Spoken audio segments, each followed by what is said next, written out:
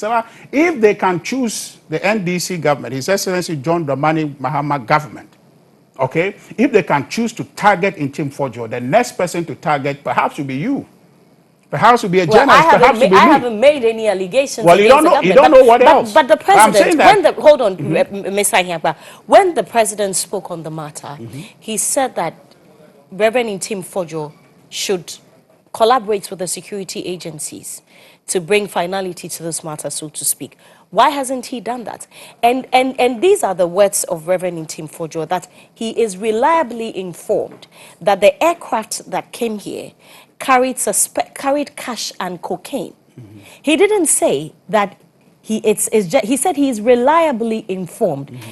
And even though you say that, you know, it should not be the question on the minds of many that, you know, asking Reverend Ntim Fordjour to provide evidence, is there or will there be a better time to release evidence than this time? Because the same man you're talking about has consistently talked about a certain expose, meaning he has some grandstanding evidence that will shake the whole country, and we haven't seen it. But you see, this is because the NDC is not acting in good faith.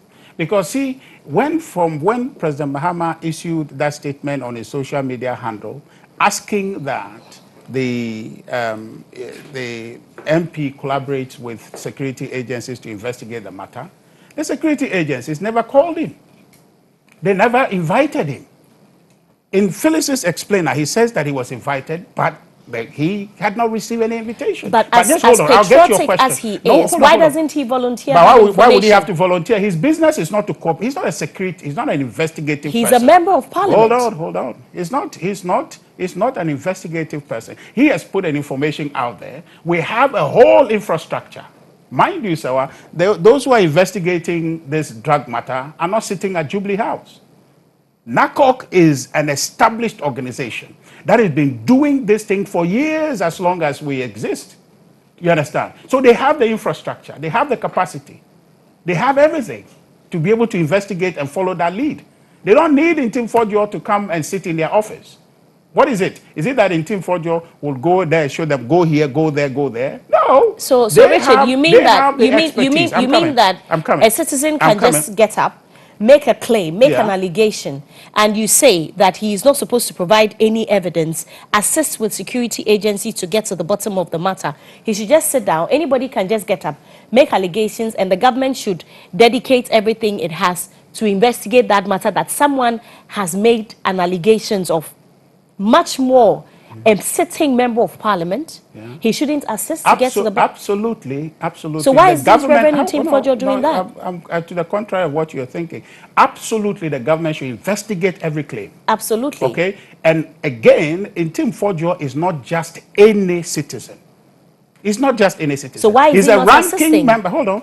Your question, the premise of your question. Okay. He's not just any citizen. He is a ranking member on the Defense and Interior Committee. He has capacity, he has locus. That is his jurisdiction, to hold government accountable. If to hold government accountable is to ask questions. If the government is not comfortable with questioning, then they are not ready to be a democratic government. We are in a democratic state, and this is a democracy. We as citizens will have to question the government, whether they like it or not. It's part of our freedoms to question the government. George Orwell says that the freedom is the ability to question and ask people what they don't want to hear. And in a republic state, we have the ability, we have the right, guaranteed so, that we question our government.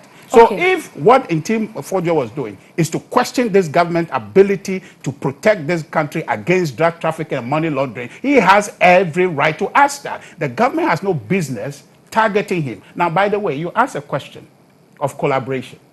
Who asked for collaboration by force? By force, you force somebody to collaborate with you. This NDC government must understand that they didn't win power by the barrel of the gun. People voted for them. It's a choice we made for them to come.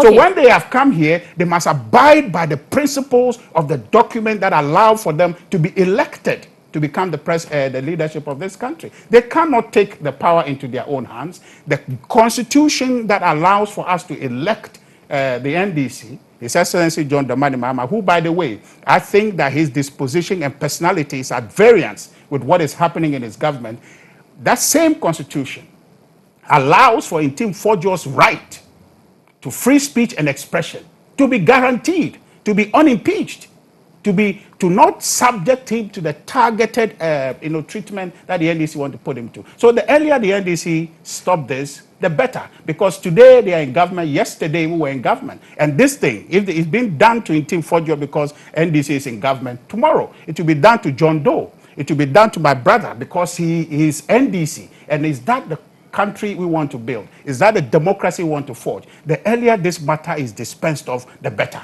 Okay. This thing about come to EOCO, come to NIB is nauseating.